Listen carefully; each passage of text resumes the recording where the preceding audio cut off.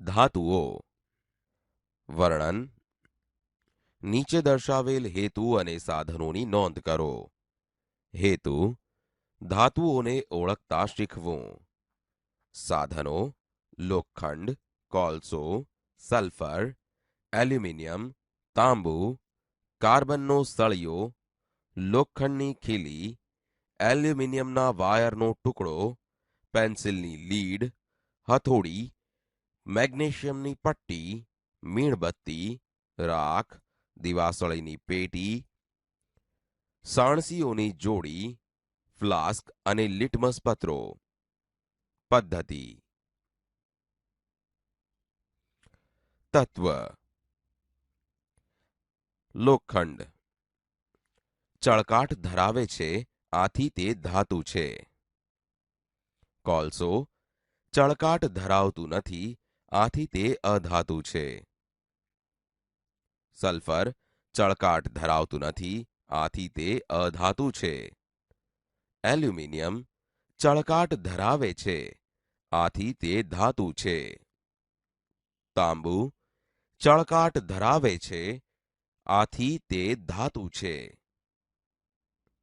કાર્બનનો સળિયો ચળકાટ ધરાવતું નથી, આથી તે અધાતુ છે. તત્વ ટુકડા થઈ જાય છે અથવા ચપટા બને છે. ખીલી ચપટા બને છે, આથી તે ધાતુ છે.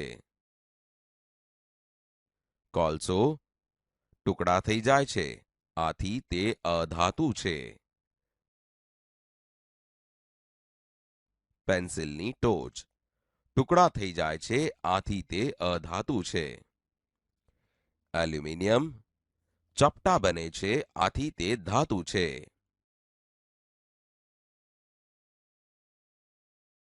કાર્બન ટુકડા થઈ જાય છે, આથી તે અધાતુ છે.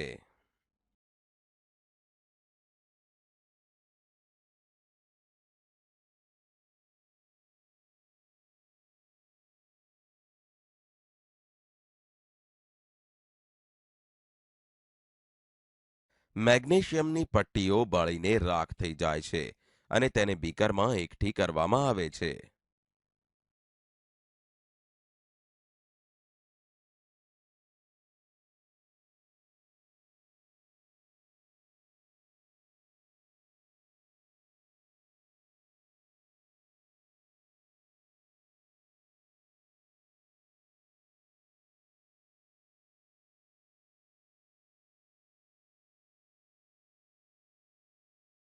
બીકરમાં રહેલી મેગ્નેશિયમની રાખમાં પાણી નાખવામાં આવે છે અને તેને પાણીમાં ઓગાળવામાં આવે છે.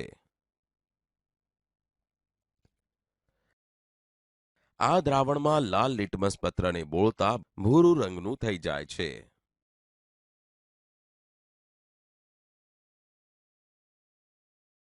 ભૂરા રંગના લિટમસ પત્રને બોળતા તેના રંગમાં કોઈ ફેરફાર થતો નથી.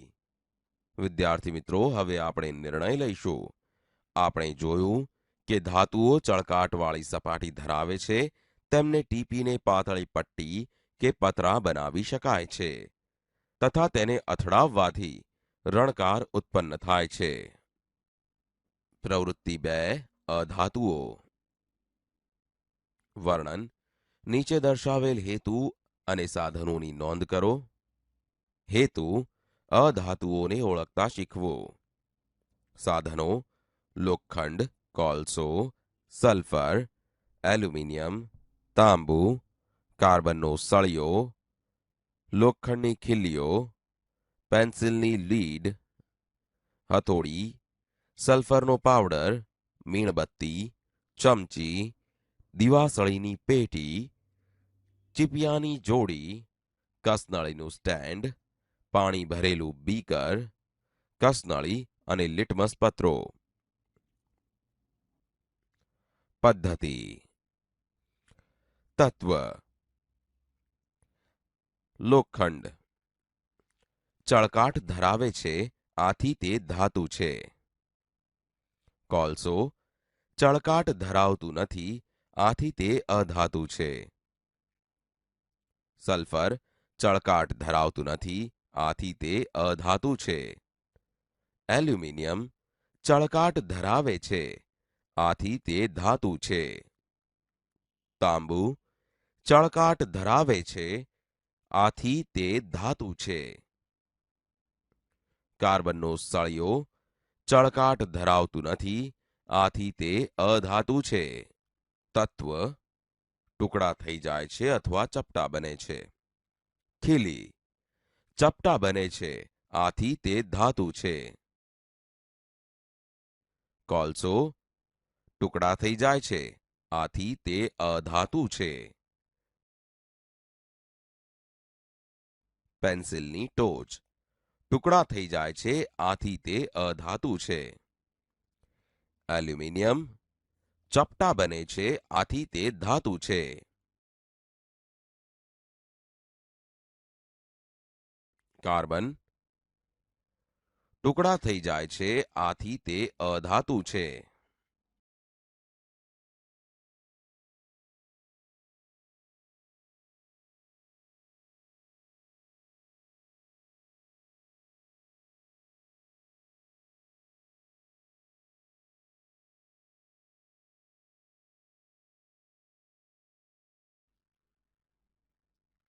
કસનળીમાં સલ્ફર પાવડર નાખવામાં આવે છે.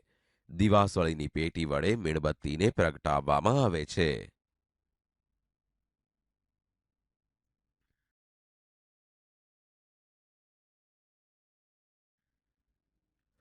સલ્ફરને ગરમ કરતા તેનું લાલ રંગમાં રૂપાંતર થાય છે અને આપણે જોઈશું કે કસનળીમાંથી વરાળો બહાર નીકળે છે.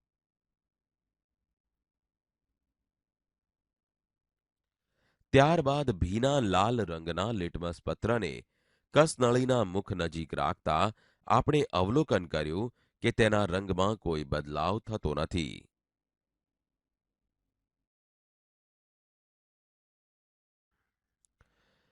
ભીના વાદળી રંગના લિટમસ પત્રને કસનળીના મુખ નજીક રાખતા આપણે અવલોકન કરીશું કે વાદળી લિટમસ પત્રનું લાલ રંગના લિટમસ પત્રમાં રૂપાંતર થાય છે. આ દર્શાવે છે કે સલ્ફર રાસાયણિક ગુણધર્મો ધરાવે છે. આમ સલ્ફર ડાયોક્સાઇડ એસિડિક ઓક્સાઇડ છે. તો વિદ્યાર્થી મિત્રો, હવે આપણે નિર્ણય લઈશું. આ પ્રવૃત્તિ પરથી જોયું કે અધાતુઓ ચળકાટ રહિત હોય છે, તેઓને ટીપવાથી તેના ટુકડા થઈ જાય છે અને તેઓ બહુરૂપતાનો ગુણ ધરાવે છે. ધાતુ અધાતુના ઉપયોગો અને મિશ્ર ધાતુઓ. વર્ણન નીચે દર્શાવેલા હેતુ અને સાધનોની નોંધ કરો. હેતુ ધાતુઓ, અધાતુઓ અને મિશ્ર ધાતુઓના ઉપયોગો સમજવા. પદ્ધતિ પદાર્થો. ધાતુઓ, અધાતુઓ, મિશ્ર ધાતુઓ. ધાતુઓ. ક્રમ ધાતુઓ ઉપયોગો. 1. લોખંડ. લોખંડનો ઉપયોગ યંત્રોના ભાગ બનાવવા, વાહનો, વહાણ અને બહુમાળી મકાનો બનાવવામાં, સર્જરીના સાધનો અને મિશ્ર ધાતુઓ બનાવવા થાય છે. 2. તાંબુ. વીજળીના વાહક તાર તરીકે, ટ્રેનના યંત્રોના અને કોમ્પ્યુટરના ભાગ બનાવવા, વાસણ અને દવાઓ બનાવવા.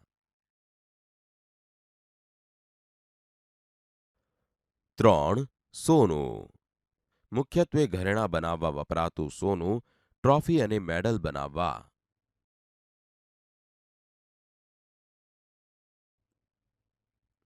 અધાતુઓ. 1. કાર્બન. કાર્બનના વિવિધ સ્વરૂપ જેવા કે ગ્રેફાઇટ પેન્સિલ બનાવવા તેમજ વિદ્યુતદ્રોહ તરીકે, કોલસો બળતણ તરીકે, હીરો ઘરેણાં બનાવવા તથા કાચને કાપવા માટે ઉપયોગી છે.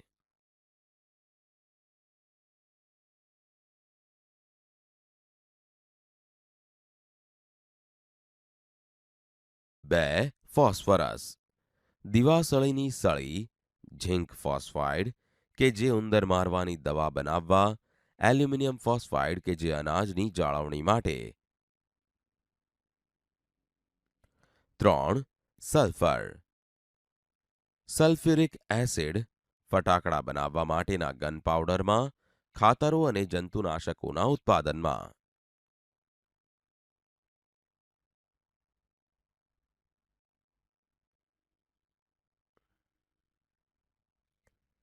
અહીંયા આપણે મિશ્ર ધાતુ બનાવતા શીખીશું.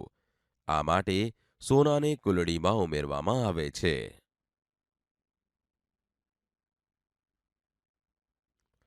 એક કરતાં વધારે ધાતુઓ એકબીજા સાથે એકરસ થઈ જાય ત્યાં સુધી તેને પીગાળવામાં આવે છે.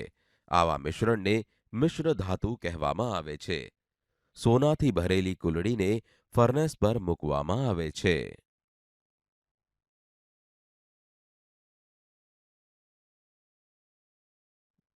સોનું અને ચાંદીનું મિશ્રણ ગરમ થતાં આપણે મિશ્ર ધાતુ મેળવીએ છીએ. વિદ્યાર્થી મિત્રો, હવે આપણે નિર્ણય લઈશું. આ પ્રવૃત્તિ પરથી આપણે ધાતુઓ, અધાતુઓ અને મિશ્ર ધાતુઓના ઉપયોગો સમજ્યા.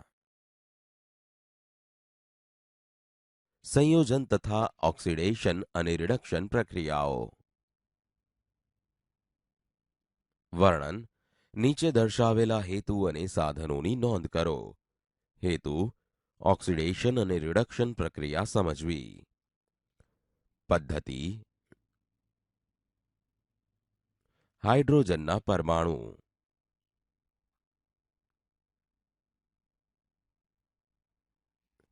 ઓક્સિજનના પરમાણુ. હાઇડ્રોજનના 2 પરમાણુ અને ઓક્સિજનનો 1 પરમાણુ ભેગા થતા પાણી બને છે.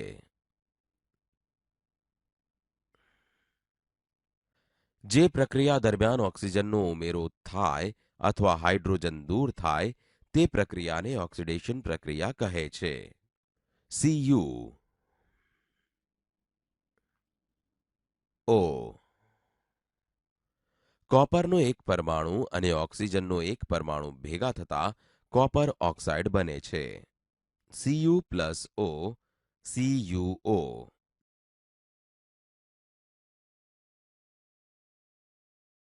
કોપર ઓક્સાઇડ પરથી હાઇડ્રોજન વાયુ પસાર કરતા કોપર ઓક્સાઇડમાંથી O દૂર થઈ Cu બને છે.